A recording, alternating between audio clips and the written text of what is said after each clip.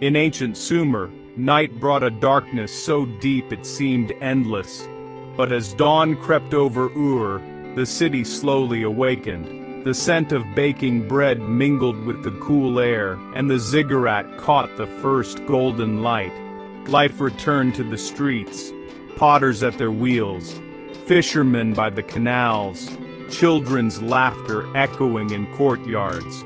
The city's rhythm was gentle, like a great beast stretching after sleep. Families gathered for a simple meal, flatbread, dates, and shared their dreams.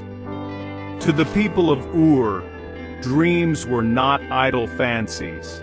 They were messages from the gods. Each dream was a glimpse into a world where the divine whispered secrets. As the sun rose, the city buzzed with merchants, scribes, and priests. But the questions from the night lingered. What did the dream of a scorpion mean? Why did Enki appear as a fish?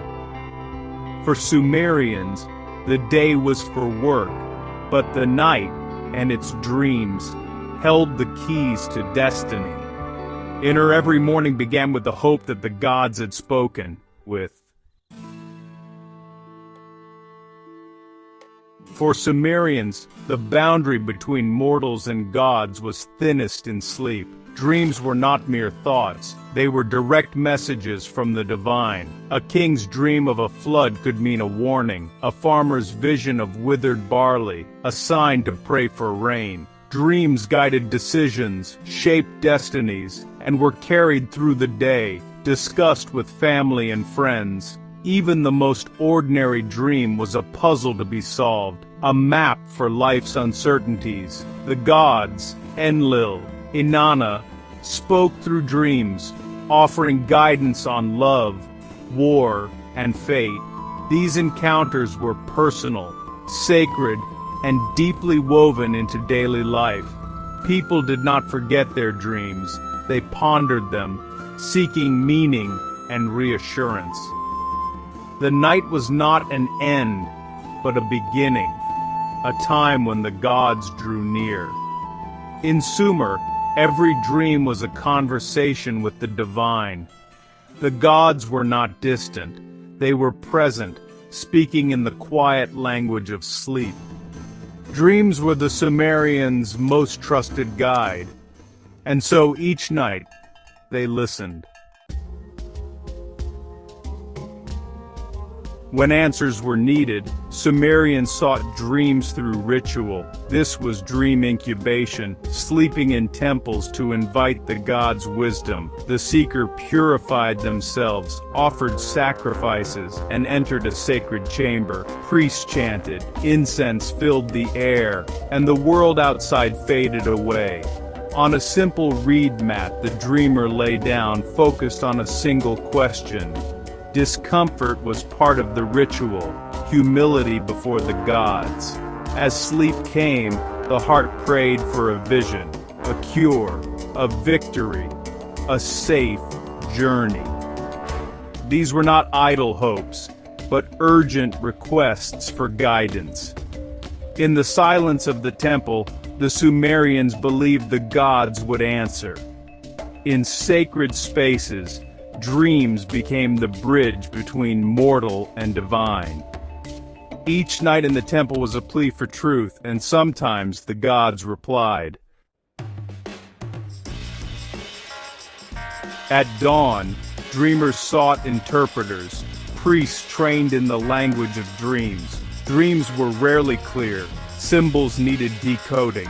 Interpreters consulted clay tablets, libraries of dream omens passed down for generations. A goat in a dream might mean a son, long hair, a time of worry. These were not guesses, but interpretations rooted in tradition and intuition. The interpreter listened, asked questions, and connected symbols to the dreamer's life. They were part psychologist, part spiritual guide, offering comfort and direction. Their role was vital. They made the gods' messages understandable. Through them, the chaos of dreams became practical advice. Interpreters bridged the gap between the human and the divine. They turned night's mysteries into guidance for the day. In Sumer, understanding a dream could change a life, and so the interpreters were revered. In Sumer, dreams were shared, not hidden. Families discussed them at dawn, searching for meaning together. Important dreams, especially those of kings, were written on clay tablets by scribes. These records became a library of dreams, a collective memory for the civilization. Interpreters studied past dreams to guide present decisions. A single dream could inspire a temple, a war, or a new law. Dreams were data, prophecy, and history all at once. The act of sharing and recording dreams built a shared destiny. In Sumer, the dreams of one became the story of all. The night's visions shaped the future of a people, and so, dreams became the guiding thread of Sumerian life.